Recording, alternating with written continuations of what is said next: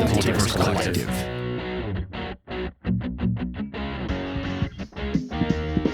We see Max being carried by fireman carried by Spencer as she's running back towards the T.A.A.B.S while Max is under the control of this mycelium, and Max pops the alien dramamine that he got off T.A.A.B.S all those weeks ago, and boom, lights out.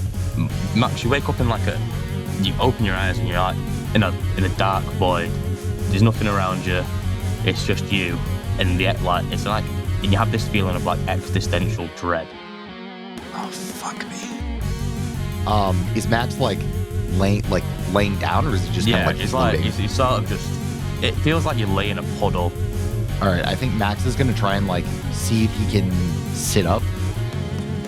Yeah, you sit up perfectly fine, and when you look around, it's just darkness. But it's not darkness where your eyes haven't adjusted. It's like darkness where you can see everything, and it's weird. And you feel, as I say, you feel existential dread within you. You feel like there's two forces attacking you at the same time, and it's just whichever way you want to lean. Do you want to lean to the one that's trying to control you, or the one that's trying to free you? I mean, I think Max would try and lean into the one that's trying to free him. Okay, so Max stands up and starts walking to this energy that seems like it's pulling him away from the grasp of something he can't see. And as he starts walking towards this force, images of Spencer, Murphy, Sarah, your little brother and sisters, your parents all start flashing on the screen. It's like a massive cinema screen, all around you, and all these different people are there. And Spencer looks like she's in her 30s now, and she's fighting, but she's losing this battle against a horde of enemies. You see Murphy; he looks to be in a vacuum of space on his own. His helmet cracked, and he's losing oxygen quickly. Sarah is working at the homeless shelter when things go wrong, and some of the people start getting violent and start going to attack her. Your little brothers and sisters, they've grown up now, but they're part of a horrendous alien invasion back on Earth. And I'm not sure, are Max's parents still alive now? I'm pretty sure we said. I don't know if we ever talked about Max's parents. I know that Max's grandma basically, I think we determined that Max's grandma basically raised him and his siblings. Yeah. So I think, I don't know, maybe I'll have to go back to the books. If you're asking me right now, I think at this point, Max's parents are alive, but they've been out of the picture since Max was a little kid. Okay. Basically the only time he's seen them since he was 7 or 8 was when they came to drop off his siblings at his grandma's house. Okay. Yeah, okay. Maybe they're the ones you don't care about in this whole situation, but you see them and they're on a deathbed on their own, nobody around them. And as you walk in and these videos are playing, you sort of feel like these chains sort of holding you in place. So you can't, and you want to go and help every single one of these situations, and it's heavy. These chains, they feel like they're made of lead, and you're being pulled into the ground. How would Max feel watching all of these things happening at the same time? I think Max's immediate reaction is he tries to go into problem-solving mode. How can I help everybody at the same time? And I think as these chains just kind of weigh more and more upon him, I think he just comes to the realization, watching all of these occur at the same time, he's just I'm not going to be able to help everybody at the same time. And I think Max just internalizes it as this is his fault, because obviously he's not there in everybody's moment of need, and he's here. And I think he just, I almost think when he feels these chains weighing him down, I almost think he goes with it for a little bit, just well, here I am, not being able to help the people that I love the most in their time of need. So what am I even doing? Yeah.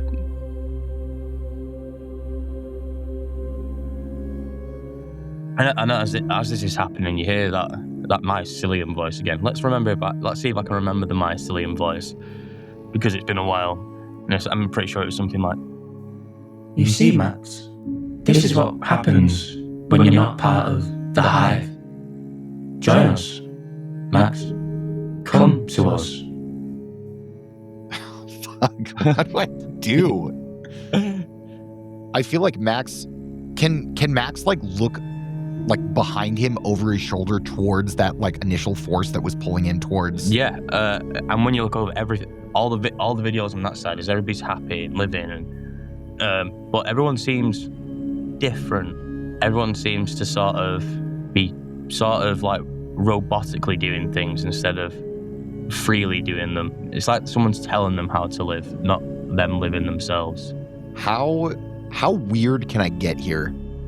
Get as weird as you want. You're on drugs, man. Okay, so I think this just kind of like overloads Max's system, and I think he splits into two people. Oh shit, Superman moment.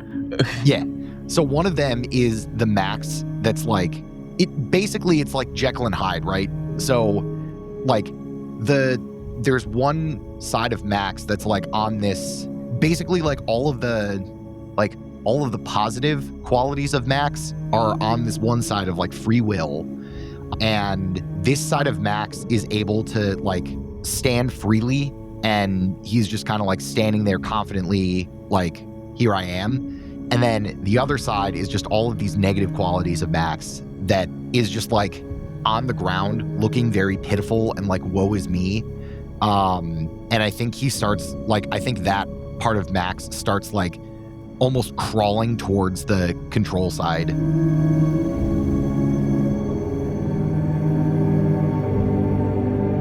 Which force do you think would have a better chance of winning here?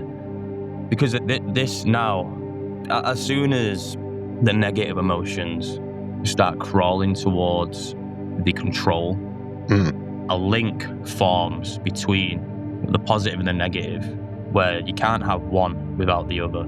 Yeah. Both sides of you have to choose the same result. All right. You call it, I'm going to roll for it.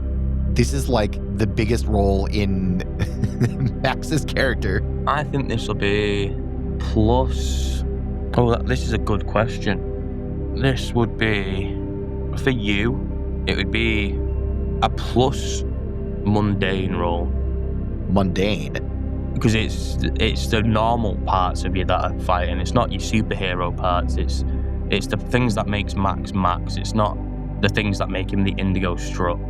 Yeah, and you know what? I think to illustrate this point further, the side that's on like the free will that's able to stand, that is Max in his Ranger armor, like shining and unbroken. And I think the negative side that's crawling like towards this control link is Max in his like, he's wearing like a suit and tie. It's his formal work attire before he became a ranger and stuff, right? So I'm gonna roll this one at a time, and it's -1. Yeah. So here we go. First dice, we got a 6. Okay. So I just can't roll a 1. Yeah, pretty much. Come on. Holy shit. I got a 2. So that's an 8 -1 is a 7. Okay, so it's a pretty even battle between these two forces. And you know, every step that the positive side takes, the negative side pulls it back. It's like 2 steps forward, 1 step back for each side of your emotional spectrum here. And it's the duality of man to freely do anything and be the person you aspire to be. But then the reality of, well, life breaks you down. And both of these sides are both enticing you completely. And I think in the positive mindset of Max is like, well, if everyone's free will, I could be there. I could help all these people who need help. But the negative side of Max is like, if I go this way, they're not going to need my help. They're going to be happy. And I think it's a battle of attrition. Because, like, the mycelium's talking to you and like, Come on, be controlled by us. Let us help you. but then this other force is like, you are already the person who can protect these people. These images are just what can happen if you're not there, and it's a very psychological battle between doing the right thing and being free, or doing the wrong thing and making sure everybody's safe. And I think this goes on, and it feels like this tug of war is going on for days and days and days. Yeah. And you sort of get to a point here where both of these sides are sat there staring at each other. They both know if they pull, they're not going to get anywhere. And I think what would be the one force that would bring both of these sides back together to make you into one coherent being again? I think it would be, honestly, so I'm just imagining this in like real life. I think at this point, it's probably been like 10 real life minutes. Yeah. So I would imagine that at this point, the three of us are on the Perd, and like the Perd is leaving, is attempting to leave the planet. Yeah. And I think at this point, it's like Murphy and Spencer are like trying to wake Max up. Yeah. I think this is just before they destroy the mycelium because they can't get away. Because if you remember, they do the merging of the Zords into the drill rhino. Yeah. And I think this is before they've come to that realization. You're still not waking up, and you've already spoke to them in the voice of the mycelium while you're unconscious. Yeah. Telling them to go towards the mycelium, which I think shocked them, because the last time they seen you before they put you on the Perd and started fighting was you just unconscious due to these conflicting drugs. Mm-hmm. And at this point, your body is sort of like your physical body in the real world is, you're sweating profusely. This is like, if there was a camera on you, you could tell this is a battle. Like when you see a movie and the hero's fighting a poison. Yeah. Like, and they're sweating completely. That is the scene you're in right now. I think what does it, and I think what like brings him out, is having like the real life leak into this just battle of like the two sides of Max's self, right? And I think real life is starting to leak into this as this this alien dramamine DMT, whatever the fuck T.A.A.B.S has, as this is starting to like come down. I think Max starts hearing Spencer and Murphy, and I think he hears like the worry in their voices. Yeah. I almost imagine, so like, there's this big void, and I think at the top, like, above this like battle, there's just like a projection of like what Max would be seeing if he was conscious. Okay. And so I think he's seeing like both of these forces, the positive and negative, like they almost stop to look up, and then Max sees Murphy and Spencer over him, and I think the kind of razzing of like, all right, old man, like, nap time's over, wake up. I think that turns from frustration to like worry. Yeah. And so I think when he sees Spencer and Murphy in real life being like, oh shit, like, what the fuck do we do? I think that forces Max to act. And so I think both sides, instead of pushing further apart, I think they both come back together to make one Max. And I think this comes at a compromise, but that allows Max to essentially, the compromise is twofold. It's like, we will pick this up later. We are in trouble, and like, this is fine and good and all, but this is hypothetical, and what's happening up there is real life. Like, we need to be in real life, and we will come together. So I think when Max turns back into himself, he starts flying up towards where he sees like what's going on in real life, but he still feels that heaviness that's weighing down on him. That's like, this isn't over. Yeah. And I think as you are flying upwards and you're getting closer and closer to reality. You look back down on this and you can see, sat there still, there's still a piece of you. It's not the negative and it's not the positive side. It's the confidence of you, because we did say, you know, you're now insecure until later points. And I think the confidence that you have is still sat there trying to decide between these two paths. And you know, Max, you try beckoning to it to come with you, to be part of you again. And you know, you're getting closer and closer to this very real situation that's going on outside, and you keep flying upwards and upwards, and nothing you're saying to this part of you is reacting. It's all just looking up, watching you fly away, and in your head you sort of feel like that's got to stay there until I make a decision of the person I want to be. And when you finally break through the top of this, you wake up just as the battle's ending. It's been like 15 minutes, but for you inside this realm, you feel like you've been there for weeks, maybe even months.